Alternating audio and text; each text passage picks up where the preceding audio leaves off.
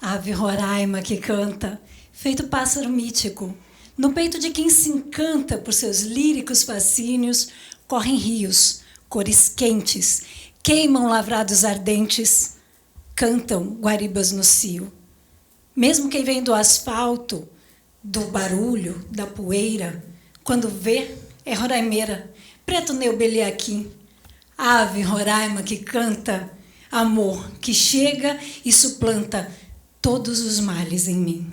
Eita, minha gente, que lindeza! E tá começando o Cruviana Universitária, meus amigos! Esse programa é transmitido no canal 2.1 e também nas ondas da 95,9 FM. Bem-vindo, meu amigo, minha amiga, que alegria te ter aqui para esse programa maravilhoso, musical, poético, com duas personalidades maravilhosas da nossa cena literária, artística, universitária, roraimense. Eu tô aqui hoje, eu entrevisto hoje Eli Makushi, meus amigos, tá nesse programa, e o Luiz Alface. Bem-vindos, queridos.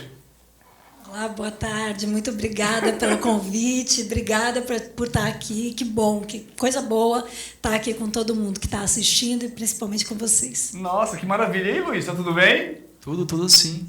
Tá nervoso? Só um pouquinho.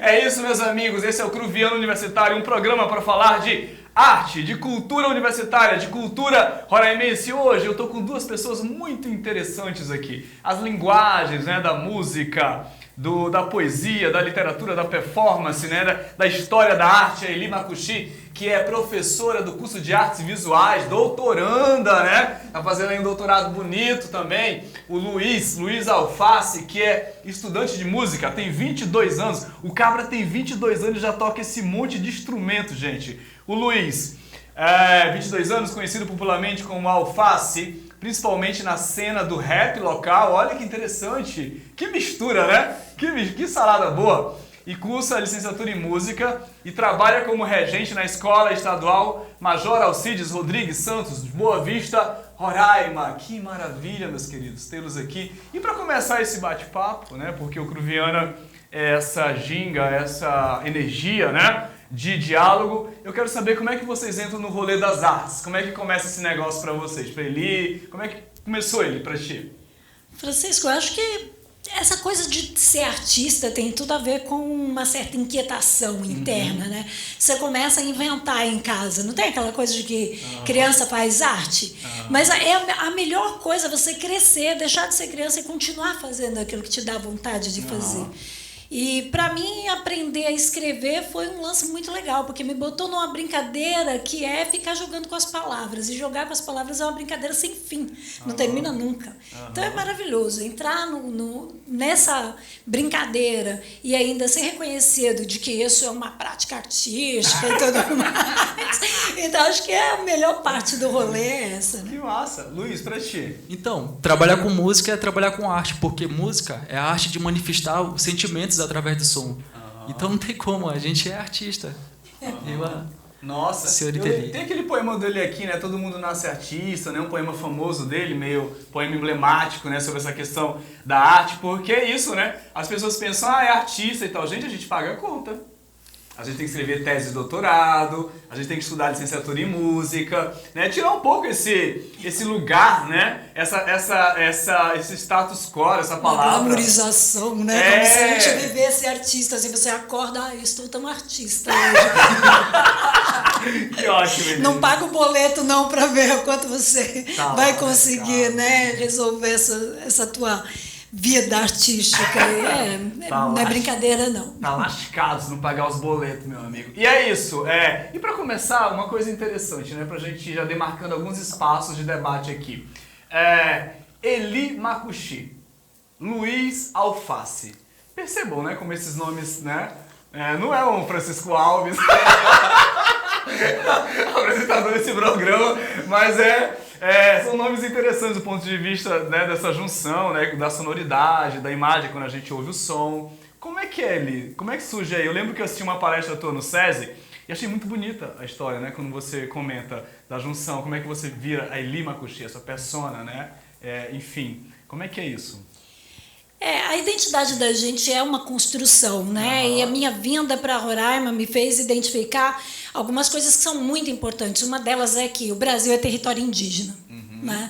E que há um apagamento da identidade indígena, sobretudo de onde eu venho, que é em São Paulo, né? Como se não existissem os indígenas. E é muito importante dar visibilidade para essa existência permanece.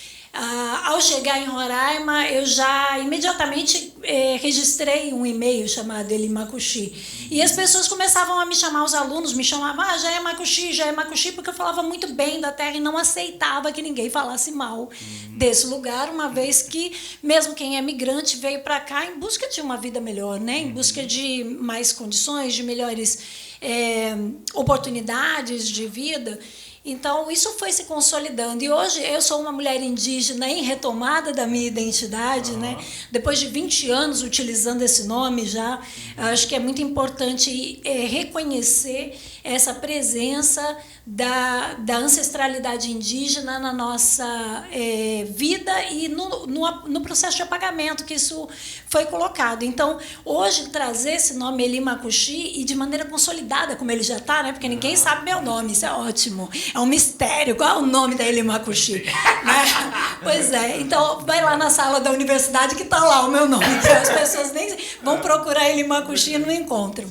Mas eu acho que é importante reafirmar isso, né? E pensar, a gente acabou de passar aí pelo mês de abril, que é o mês do Abril Indígena, e pensar mesmo que também tem uma questão política de colocar esse nome adiante, né?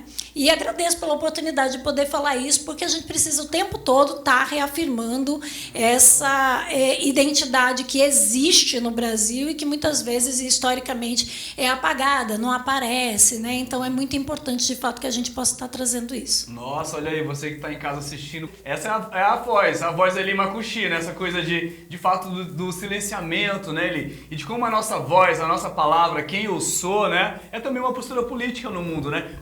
Não política partidária, mas política no sentido da existência e da consciência de ser e estar nesse planeta, né? Promovendo a mudança em prol de um mundo mais plural e diverso, né, Eli? E uma coisa importante, né, Francisco? Não importa qual é a nossa origem no sentido social, porque a gente sabe que, por exemplo, a gente vive numa sociedade em que quando você já nasce herdeiro, ninguém vai questionar a tua existência, ninguém vai achar que você é menos importante. Mas quando você nasce, como foi o meu caso, que nasci numa favela, aí é claro que muita gente vai passar pela vida da gente e dizer que a gente não tem saída, que a gente não tem chance, que a gente não tem condição de construir uma coisa melhor. Então, acho que é muito importante dizer para as pessoas que sim, é possível acreditar, é possível investir em si mesmo e construir uma história da qual a gente tem orgulho. A gente não precisa se tornar milionário, mas a gente precisa ter orgulho da história que a gente construiu, né? E isso acho que o Roraima me ajudou muito a construir uma história da qual eu tenho muito orgulho e que eu tenho muito amor por essa história e por esse lugar. Nossa, que lindeza! E Luiz Alface, minha gente? Achei muito interessante esse nome artístico, viu?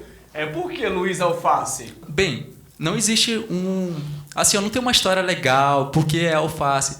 Foi simplesmente, eu queria um apelido único, um apelido que ninguém tivesse, aí eu vi, alface acho que ninguém tem. Até hoje não conheço outro alface além de mim. Aí não tem como não falar de alface e não falar do movimento local de rap, o movimento hip hop. Foi onde popularizou esse apelido, onde tinha batalhas de rima. Aí eu me inscrevi com esse apelido que era diferente, porque era todo mundo ali mais na poesia marginal e eu ali mais na maneira descontraída. Interessante. Nossa, e você já percebeu, né? Você que está em casa assistindo ou está ouvindo o programa nas ondas do 95,9 FM, como esse cabo é descontraído. Vocês estão sentindo a descontração, gente? Então é isso. Eli, é muito maravilhoso, Eli, quando eu olho para a tua trajetória, né? E como homem preto, vindo de periferia, filho de garimpeiro, empregada doméstica, né? E você falou uma coisa muito legal que me lembrou uma vez, eu estava diante das coisas que você já disse aqui, eu estava num evento na Praça das Águas, chega uma senhorinha assim, ela perguntou, você é de qual família de Roraima? Né? Aí eu fiquei meio assustado na hora, eu estava lançando um livro, né? Aí eu fiquei assustado, um livro de poesias, aí, você é quem, assim? Eu falei, eu sou Alves Gomes, assim. Aí eu fiquei pensando nesses sensos de pertença, né, que rolam muito aqui, né, tem esse debate, né, dos pioneiros, de quem construiu, quem veio primeiro, eu percebo isso ainda aqui, né, em Roraima, que é um estado formado, né, por gente do Brasil todo, né, então... quando eu olho para a tua trajetória, olho para outras trajetórias, eu percebo como é rico o nosso estado do ponto de vista cultural, porque todo mundo tem uma contribuição. Sim, e essa ideia, por exemplo, de que você tem que pertencer a uma família tradicional para poder ter um espaço na sociedade ou coisa parecida, é claro que isso também, como a gente falou, também é político, né? Sim. Interessa manter, para quem tem o lugar, interessa manter. Agora, eu acho que é muito importante a gente perceber, por exemplo, que isso provoca um apagamento das próprias etnias indígenas, né? Então, mais uma vez, eu vou falar aqui, quando a gente se afirma Macuxi, Uapixana, Taurepã, Iecoana, a gente está trazendo uma outra pertença, que é uma pertença muito anterior, né? Eu acho que é muito importante pensar nisso e pensar de que o passado ele é importante, mas o que você, como já dizia o Sartre, né? O que você fez com o que o passado fez com você é muito mais importante para que você possa traçar a sua trajetória para o futuro, né? Nossa. Então, que bom que naquele momento você não se rendeu de ter que inventar alguma coisa, dizer que sua família era tradicional. Sua família era sua família, sua origem, né? E que deu base àquela pessoa que teve a condição de pensar um livro, de escrever um livro e mais, de produzir e de publicar, né? Porque, gente, não tem coisa mais difícil nesse país, Brasil, e nesse país, Roraima, do que publicar um livro. É muito difícil. A gente ser escritor é uma coisa, agora a gente publicar livro é um outro rolê, uma outra dificuldade que é muito importante. Olha, bater palmas aqui para todos os escritores de Roraima, mandar meu axé para todos eles, porque, de fato, a gente faz um trabalho de resistência. Nossa, aqui em Roraima. Que legal! E você não sai daí, tá terminando o primeiro bloco. Vamos terminar com música, Luiz?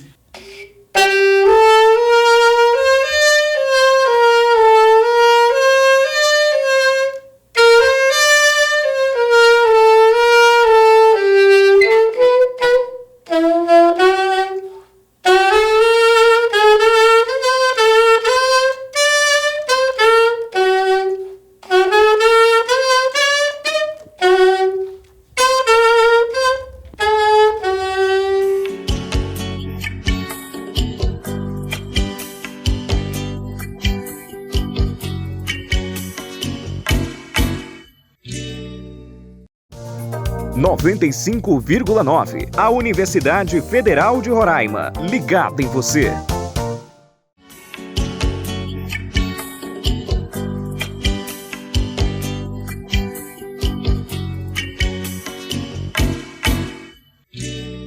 Lá fora chove. A água cobre generosamente a terra.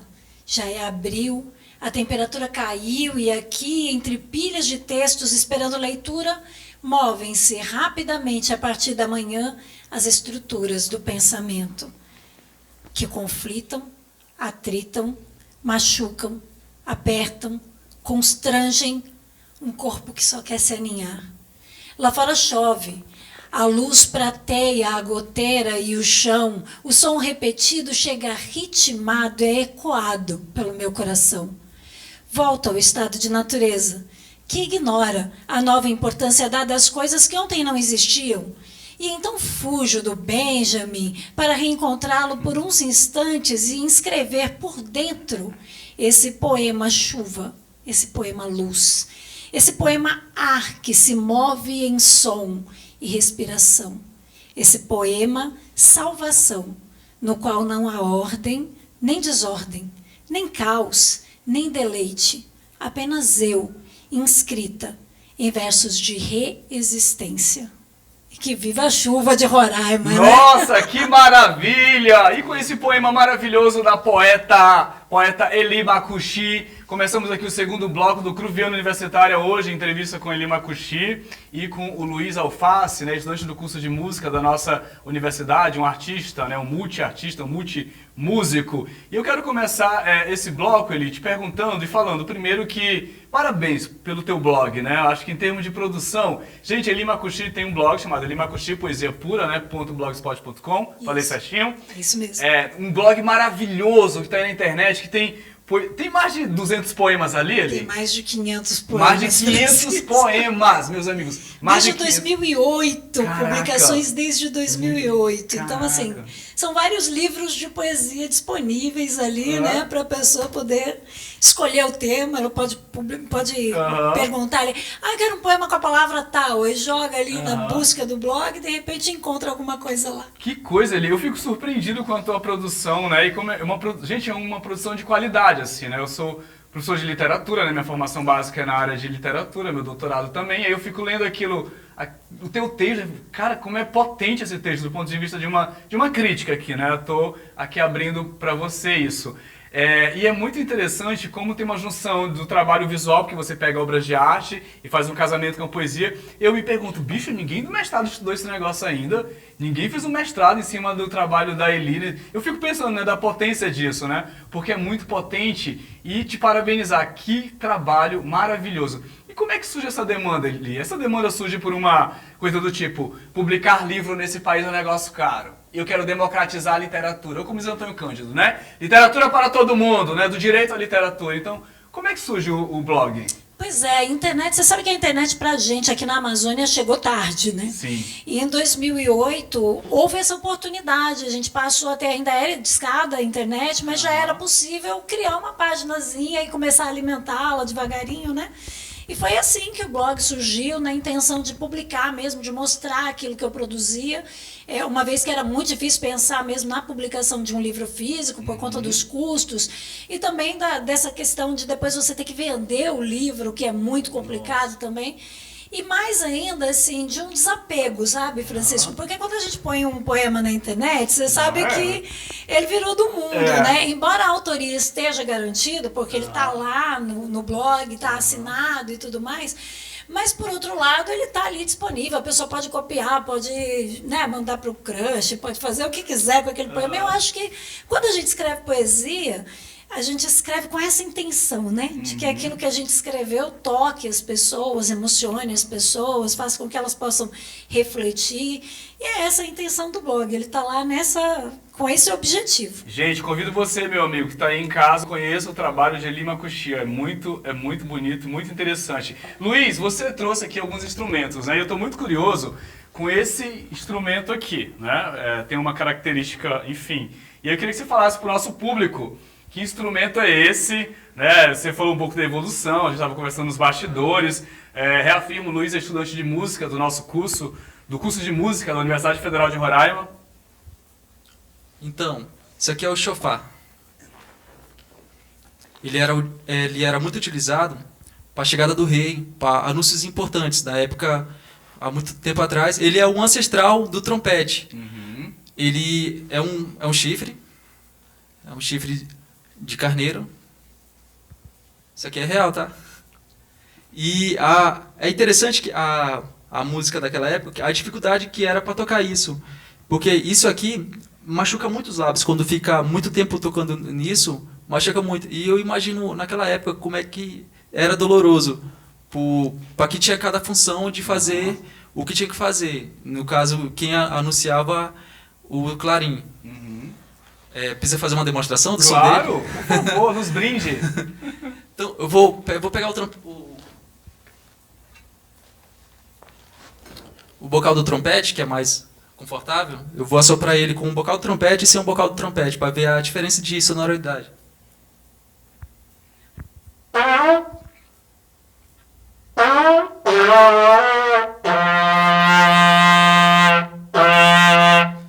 É muito semelhante ao berrante, só que o berrante ele é menorzinho e é o chifre do touro.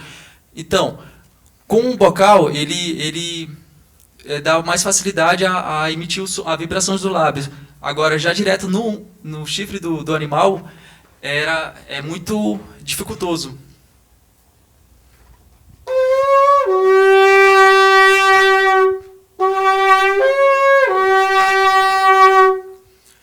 E há uma limitação muito grande das notas que podia ser transmitida. As notas que só podem ser transmitidas aqui seriam o Sol, o Dó e o Mi. Somente essas 3 notas. E mesmo com essas 3 notas, foi o início da música da época. A musicalização, na época, foi a pele dos animais e o chifre também, que era utilizado para fazer a percussão e aqui o sopro, a melodia. Nossa, que maravilhoso. Olha, aprendi bastante. Que interessante, né? Essa conjuração do ritual é muito performático também. E o bacana é que ele está mostrando, né, que é uma peça só, isso é um chifre só, porque é uma coisa que a gente quando olha assim já se pergunta, mas tem uma emenda, né? Tem uma coisa, não, é um chifre só. É um chifre só. Olha a evolução que veio até hoje. O trompete, tem muitas partes do trompete. Já o trompete, já desenvolvido em tempos atuais,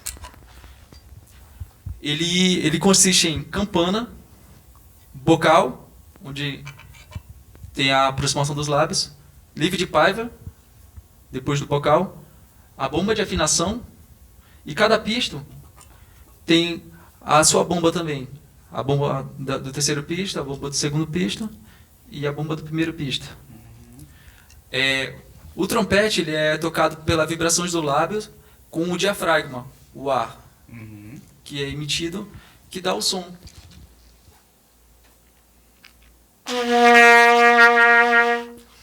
Olha a evolução que teve a música durante os anos. Na época não existia escala, assoprava sem saber mais ou menos que nota era aquela, as vibrações. E hoje já dá para regular a afinação. Essa parte bem aqui é para afinar o instrumento. Se a afinação está alta ou está baixa, que é a bomba de afinação geral. Que interessante. Gente, olha que aprendizado. Eu fiquei pensando, cara, esse bicho é um bom aluno. Tá explicando direitinho para você que está em casa, você que está ouvindo nosso programa pelas ondas da 95,9 FM. Que maravilha. Parabéns, Luiz, por esse conhecimento, né, Eli? Por essa dedicação também. Que coisa interessante. Olha como o curso de música é um curso necessário, porque às vezes as pessoas ficam dizendo, a engenharia é necessária. É necessário, né? Tem engenheiros na sociedade. O direito é necessário para a sociedade, né? Mas a arte, a música, as artes visuais, a música, as artes plásticas, a arquitetura, tudo é necessário para nos formar enquanto sujeitos, né? Quando você fala dessa evolução desse instrumento que levou até esse outro instrumento, a gente está falando de conhecimento humano que é produzido, né, Eli? De qualificação de pensamento, de evolução, embora essa palavra seja problemática também num ponto, em algum ponto, né, ou outro. Mas o desenvolvimento da nossa sensibilidade, né? Sim. Porque a sensibilidade é fundamental para que a gente possa conviver melhor com o outro, para que a gente possa entender melhor as formas diferentes do outro, lidar com o mundo, etc. Então, assim, a presença das artes, seja das artes visuais, da literatura, da música, é fundamental exatamente para estar formando essa sensibilidade e estar nos colocando numa condição mais adequada de viver em sociedade, né? Afinal, a gente não consegue não viver em sociedade. De fato. Eli, e aí te perguntando agora sobre as tuas, né, a tua poesia é uma poesia que eu considero intelectual, né? Tem uma certa intelectualidade ali, né? Enfim, já é o meu olhar, o professor de literatura. Eu queria saber das tuas referências, assim, né? Quem você lê, quem constitui essa persona, né? Que autores, que autoras estão aqui nesse processo? Você sabe que eu adorava dizer, e gosto de dizer, né, que eu cresci ouvindo música popular cafona, né, ouvindo Reginaldo Rossi, ouvindo aquelas histórias, né, que, por exemplo, Amado Batista cantava, não era uma música, era uma história, né, então, Fernando Mendes, não era uma simples música, era uma história. A gente teve até agora, recentemente, uma compositora maravilhosa da música popular brasileira, que é a Marília Mendonça, que também trazia essas histórias. E eu vejo a minha poesia primeira muito marcada por essas histórias e por essa ideia de que escrever um poema é contar uma historinha, é inventar uma coisinha assim. Mas é claro que, como você vem apontando, né? Eu me graduei em História, depois eu fiz um mestrado em História, agora estou fazendo um doutorado em Artes. A gente é obrigado a ler muito.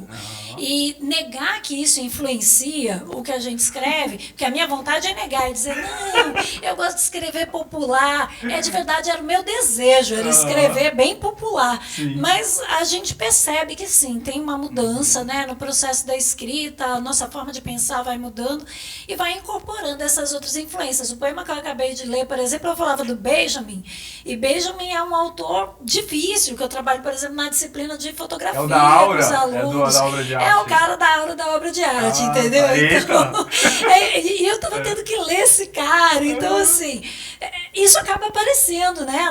Porque fazer poesia, assim como fazer música, eu acredito que quando você vai fazer um sketch, você traz aquilo que está fazendo parte do seu dia a dia, né? Sim. E para uma professora universitária, as leituras, elas são parte do dia, uma parte grande do dia, inclusive, então não dá para negar que isso acaba sendo incorporado também ao que eu escrevo. Na literatura. Luiz, quais são suas referências, né? Você é tão novo, né? 22 anos? 22 anos. Cara, 22 anos e já é regente, né? Na escola Major Alcides? Isso.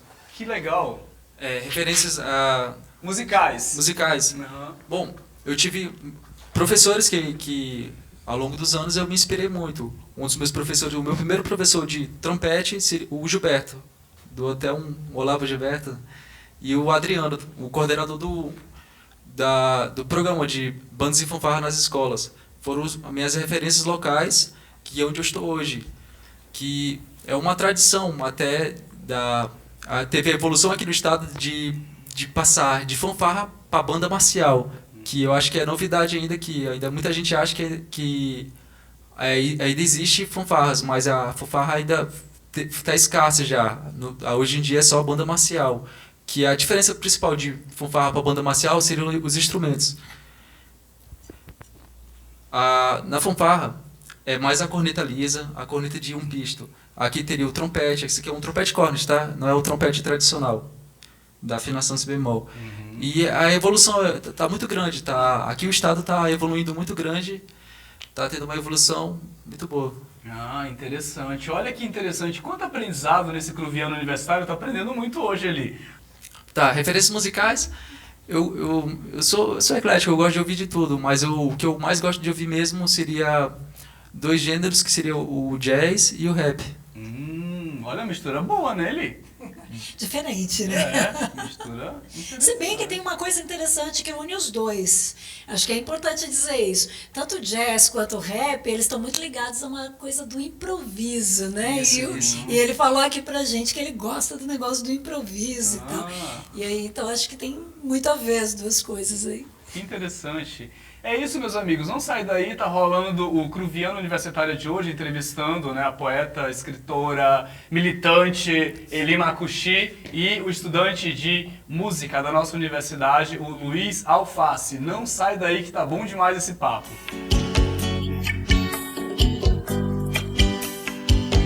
Vamos começar com sax, uma coisa...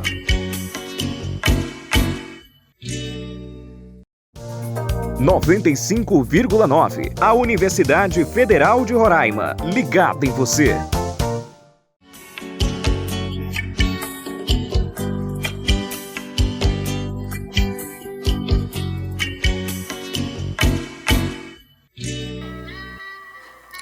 Então, Vou começar agora a fazer aquela improvisação, porque isso é Roraima, isso é miscigenação. Porque eu vou fazendo agora, eu tenho uma certa intuição para dizer que já tá chegando São João. Então, para esclarecer essa minha condição, pois vai chegar o arraial, eu vou fazendo aquela rima de um jeito radical, bem legal. Olha só, conversando com Eli, a felicidade dela eu já posso pressentir, é isso que eu posso deduzir. Mas eu nunca que vou reduzir alguém, porque eu vou rimando daqui até Pequém, porque eu mando bem, aqui ou até lá em Santarém. Mas aqui é Roraima, demonstrando a minha felicidade mesmo quando suor e lágrima. Deu pra entender? É Cruviana. Eu faço aquela rima toda semana e tá bacana, porque é isso que eu faço. Eu vou demonstrando a rima daqui até 31 de março. Olha só, Eli, ela escreve o poema. Eu vou convidar ela lá pro município de Iracema. Quem sabe ela quer ir comigo, mas não tem problema, o freestyle tá envolvido. E vou rimando com Francisco. Sabe que eu não cisco, porque eu tenho a sabedoria de bispo. Caraca, que ótimo, que lindeza, meus amigos! Com esse improviso maravilhoso, iniciamos o terceiro e último bloco do Cruviano Universitária. Hoje entrevistando o estudante de música Luiz Alface e a poeta Eli Makushi. Que maravilha, Luiz, que coisa ótima que você fez, que coisa maravilhosa. Que inteligência, né, Eli? Porque eu não consigo lembrar dos meus poemas. Eu tenho 6 livros, né? Acho que 4 de poesia. Eu não consigo lembrar dos meus poemas. Eu não consigo. Eu acho que essa é uma capacidade. E olha que eu sou uma pessoa do teatro, da performance. Eu preciso ensaiar, eu tenho que estar com o texto ali. E você, com toda essa performance, com toda essa oralidade, né? Que coisa mais ancestral, né? A gente estava falando desse instrumento aqui. É interessante esse processo? O bacana é pensar, né, o quanto ele está ligando isso com... O quanto está relacionado com o repente, por exemplo, que é da origem da nossa cultura brasileira. E é muito bacana, assim, porque é um processo totalmente diferente, o improviso, né? É totalmente diferente de você sentar e pensar numa rima, ou de você sentar e estudar um poema. Concordo com você, eu não lembro de nenhum poema meu também. Aliás, é muito difícil decorar poesia, né? Mas e esse é um processo totalmente diferente, criativo e que exige muito desprendimento também, né? Porque você tem que estar ali se dispondo ao improviso e tal, e de repente faltou a palavra e você tem que manter o ritmo. Olha, parabéns. Nossa, parabéns mesmo. Desde quando você trabalha com rap, né? Tem essa interação com essa linguagem? Assim, desde 2017 é um hobby que eu acho muito bacana, que é improviso, é freestyle, é improviso, é estilo livre. E eu me identifiquei muito. Que interessante, né? Porque as questões de negritude estão aí dentro, né? As questões do povo preto, né? Da nossa ancestralidade, da fala, né? Do terreiro, né? Isso para mim é um terreiro. Eu considero esse estúdio um terreiro. Eu estou usando, né? Um elemento, né? Dessa força, né? Então, quando você faz esse improviso, me conecta também com as minhas questões de negritude, né? Ou com as questões indígenas, né? Com as nossas questões do parixara, da dança circular, do movimento repetitivo, né? Da harmonia, do ritmo, do som, enfim. Então, olha que maravilha. Muito feliz com a sua presença aqui, viu, Luiz? Hoje, com a presença da Eli Makushi também. Eli, vamos falar um pouquinho do Amor para Quem Odeia, que é o livro da Eli Makushi, né? Um livro muito emblemático, né? Do ponto de vista da carreira, eu considero, né? Foi matéria do vestibular, né? Esse teu livro foi escolhido como livro do vestibular. De qual ano mesmo? Foi surpreendente para mim, porque ele foi matéria do vestibular da UFRR por 2 anos seguidos, acho que foi 16 e 17, mas ele também foi matéria da UER, ele foi matéria do Instituto Federal, e eu fiquei sabendo, um pouquinho antes da pandemia, que ele estava sendo estudado em Aracaju, por um professor de literatura contemporânea, e a turma dele estava fazendo, e alguém entrou em contato comigo pelo Instagram para saber, olha, esse poema e tal, a gente está estudando o teu livro. Então, de fato, é uma coisa assim, é um filho que me dá muito orgulho. E assim, para falar do nome, né? Amor para Quem Odeia. Francisco, nós nunca estivemos tão necessitados disso, né? De amor para quem odeia. Parece que eu estava antevendo essa onda de ódio que, de alguma maneira, né, nos cobriu aí, e que é preciso que a gente tenha muito amor para poder superar todo esse processo, né? Discriminatório, racista, racista, homofóbico, enfim, todo esse processo que a gente tem vivido aí. Que haja amor, né? Porque o amor, contra ele não há lei. Você que estudava para ser padre, sabe bem disso. Nossa, mas eu era muito boca rota, eu falava demais, né? Aí o meu até reitor falava, você fala demais, tem uma boca muito grande. E aí depois, quando eu fui estudar Hilda Hilst no doutorado, no mestrado e no doutorado, eu lembro muito de uma frase de um personagem que ele fala, um juiz, né, que está julgando um outro personagem, uma peça dela, chamada Verdugo, e ele fala, nem tudo pode ser dito, a boca deve ter uma medida. Porque é uma peça que se passa na época da ditadura militar, né, enfim, a repressão e tal. Olha como esses debates, né, como a literatura, essa voz também para a gente falar dessas coisas que às vezes as pessoas não querem falar, né, não querem se incomodar. Mas Luiz, diga lá, você também vê a música como algo que transmite amor, né, algo que pode também ser uma mola propulsora para que a gente possa reelaborar esse planeta, né, a partir das artes? Com certeza, sim. A música, de toda forma, sim. Uhum. E você toca muito aí na noitada? Como é que é isso? Como é que tá essa carreira? É mais um hobby mesmo. Uhum. Eu não trabalho tocando assim por dinheiro, é mais uma coisa minha por amor mesmo. Por amor, né? Embora você esteja fazendo uma licenciatura que vai te levar a ser professor. Isso. Né, dessa área.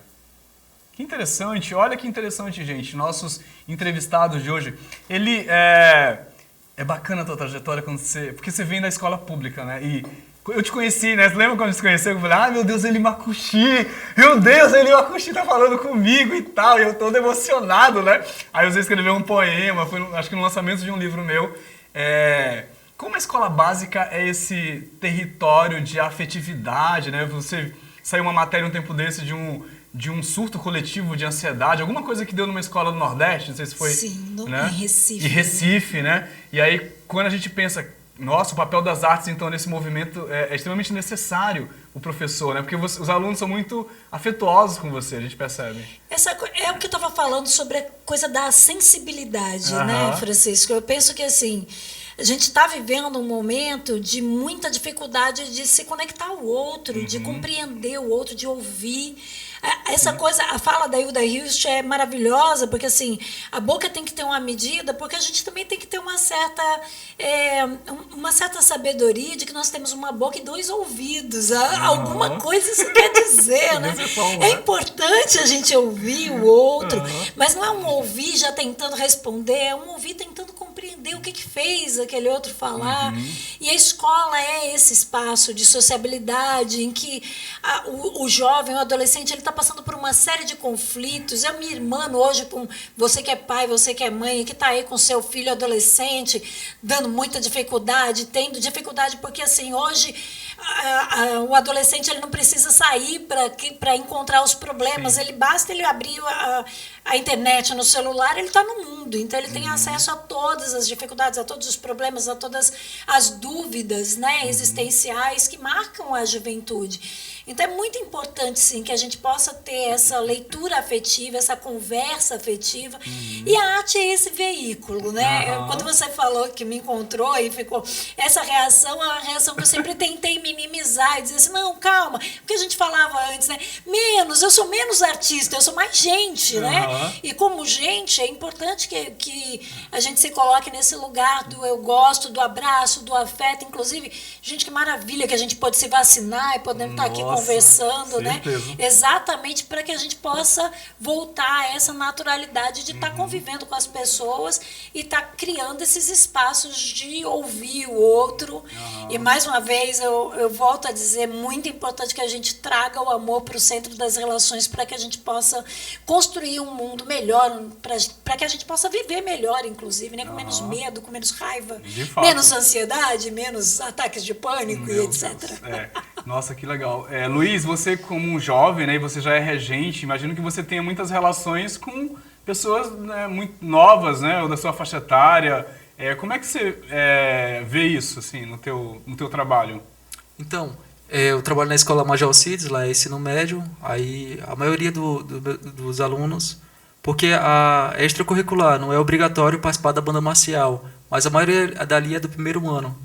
E nesse momento já de 2022 tem o novo ensino médio, os alunos têm que estar lá de 1h15 até 6h45 e ainda querer participar da banda, que é até às 8 horas, é gratificante para mim, para saber que realmente estou interessado em participar disso, pela música.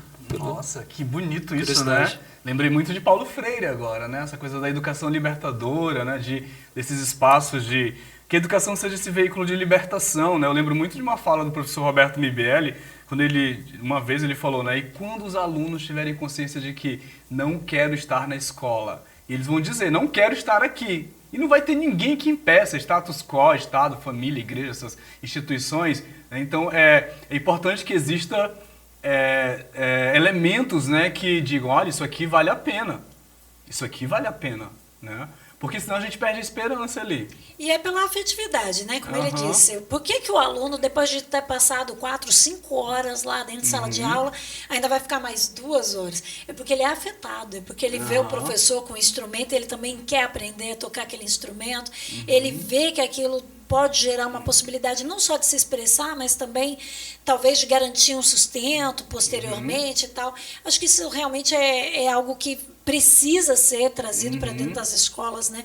A arte é fundamental e é muito importante entender que o artista, como a gente falou aqui no começo do programa, tem conta para pagar. Então, assim, vamos convidar os artistas, né, para as escolas, mas vamos pensar nos cachês dos artistas, vamos pensar, né, que é importante também estar movimentando essa economia da cultura, porque é realmente muito necessário. De uma cadeia de produção, né? Porque às vezes, vamos lá dar uma oficina.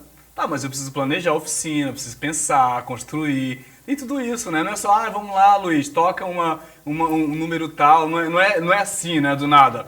Você tem que se formar, né, internamente, se qualificar, e isso tem um valor simbólico, né? O que eu venho dizendo aqui, o Cruviano Universitária é esse espaço de valorização da cultura e dessas linguagens, para dizer que tudo importa, tudo é importante, né? Tudo é importante. Gente, nesse último bloco, eu costumo fazer uma pergunta filosófica, né? Que é uma brincadeira assim. O que a arte representa para você? A gente até respira fundo, né? Arte é vida. E a vida alimenta a arte e se retroalimenta dela. Então tá ali, elas estão misturadas, não dá para separar uma coisa da outra. Que maravilha. E para você, Luiz? A arte é tudo. A arte é a estética, a arte para mim é tudo. Que tudo ótimo. É arte. Gente, e lá no Operário, né, tem uma menina querendo escrever, né? E ela está assistindo esse programa agora, Makushi. Ela está ali rabiscando no papel, olha para ti e fala, caraca, que mulher interessante, que história de vida interessante, né? O que você diria ali para essa menina que está lá, pô, acho que eu posso ser poeta também, acho que eu posso escrever, né? Dá uma mensagem aí para essas meninas que estão aí. Aprendeu a escrever, já sabe escrever e já pode ser escritora, sim. Porque você pode começar falando da sua experiência. E é só disso que a gente entende nesse planeta. Né? A gente só sabe da gente mesmo. Então, não tenha medo de se expor, né? Porque escrever também é um ato de coragem. Você precisa ter a coragem de se expor.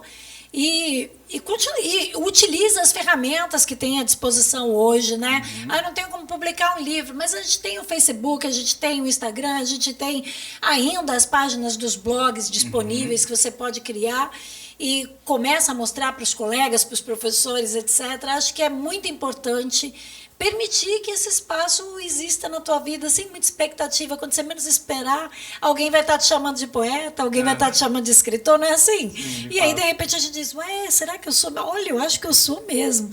E é muito legal. Então, assim, incentivo que vocês que estão produzindo alguma coisa em casa, não importa se é no Pérola, se é, né, no Cruviana, não importa em qual bairro que você esteja, se começou a escrever, ou começou a tocar um instrumento, ou começou a pensar que quer fazer uma performance, vamos lá, insista e dê vazão à tua criatividade. A gente está passando por um momento em que o mundo está precisando disso. Que interessante. Luiz, tem um cabo lá no Buritis que está pensando, será que eu posso ser músico? Será que eu posso fazer vestibular para música na universidade? Será que eu posso? Né? Você que é regente, você lida com várias pessoas, o que você diria para esse rapaz? Música é para todos. Todos nascem para música, todos têm aptidões para se esforçar e conseguir. Porque às vezes se cria também uma coisa, não, música é um negócio, né? Por exemplo, eu quando era seminarista, eu queria ser padre, eu tinha um violino. Mas eu só consegui aprender, parabéns pra... Era o mesmo. Cheguei nesse nível, depois acabou minha carreira como estudante de violino no seminário. Mas assim, essa coisa de saber tirar esses locais também, né, Eli? Tipo a música, né? Eu tenho que saber um instrumento, não sei o quê. É um aprendizado também, não é? Todo mundo aprende do zero. É a base. Saber a primeira escala já dá a possibilidade de tocar várias músicas. Dá de uma escala só. Nossa. Mesmo que seja parabéns pra você, ou tocar em outros ritmos, parabéns pra você, tocar num ritmo diferente, aí seria interessante para se aperfeiçoar cada vez mais. Nossa, que lindeza! Meus amigos, o Cruviano Universitário de hoje está chegando ao fim. Eu quero agradecer com o coração cheio, com o coração feliz. Quero agradecer a tua audiência que acompanha o nosso programa aí toda semana, né, no canal 2.1 e nas ondas a 95,9 FM. E quero agradecer com o coração cheio, Limacuxi. Muito obrigado por esse brinde, por esse banho. Olha que nós não falamos da persona militante, né, lá na terra, né? Da Eli, das tantas Elis que estão aí, né, aqui conosco. Eu quero te agradecer, muito obrigado pela tua presença aqui. É maravilhoso poder te ouvir, aprender contigo e manter essa admiração, né, que eu tenho por você. Luiz, muito obrigado mesmo. Você que tem 22 anos aí, parabéns pelo talento que você é um orgulho para a nossa universidade, porque é isso. Esse programa também é para a gente dar uma lustrada, né, no orgulho dos nossos universitários. A gente tem que lustrar esse povo, né? Deixar brilhoso, para deixar na prateleira, né? Bonito lá para todo mundo ver. Então, meus parabéns pelo talento que você continue nesse curso, que você seja um incentivo aí para os outros jovens que outros jovens possam ingressar no curso de música. Muito obrigada pelo convite, que tarde agradável aqui com vocês. E é isso, gente. Fica o convite também, quem quiser seguir, né, nas redes sociais, @Elimacuxi, você vai encontrar lá, Facebook, Instagram, no blog. E mais uma vez agradecer, convidar as pessoas também que venham para o curso de Artes Visuais da Universidade Federal de Roraima. E é isso, gente. Obrigada, boa tarde. Muito obrigado. Eu quero agradecer também ao meu amigo Ítalo, que me indicou a estar aqui agora. E é isso. Estou muito feliz aqui e gratidão. Nossa, que maravilha. O Ítalo gravou um programa conosco. E todas as redes sociais, para quem quiser te seguir? Luiz Alface. Ótimo. Ótimo. É isso, meus amigos. Vamos terminar com música? Vamos terminar com música, Luiz, porque esse programa é um programa potente, é um programa das artes. É isso, meus amigos. Fiquem bem, paz e bem. Até o próximo Cruviana Universitária.